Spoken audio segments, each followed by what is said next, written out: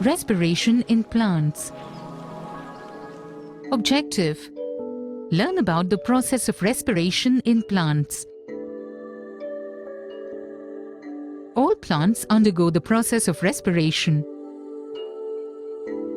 A closer look at a leaf shows that they possess a number of stomata on the surface.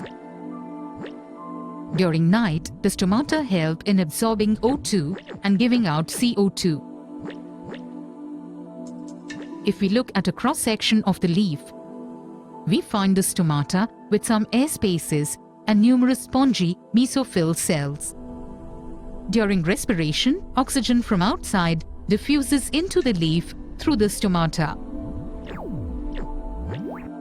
The oxygen then enters the air space from where it diffuses into the mesophyll cells. A closer look at the cell shows it contains a nucleus, ER, chloroplast, and mitochondria. The oxygen then enters the mitochondria, where it helps in cellular respiration and releases CO2. This CO2 diffuses out of the mesophyll cell and moves through air spaces to reach the stomata.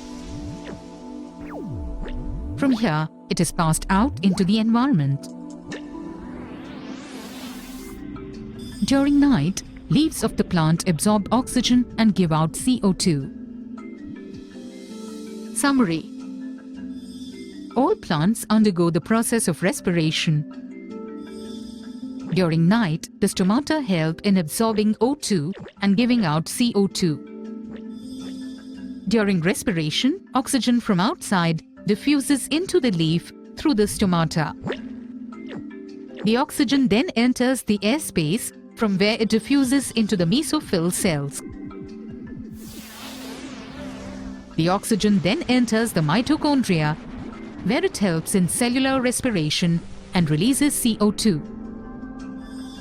This CO2 is passed out into the environment.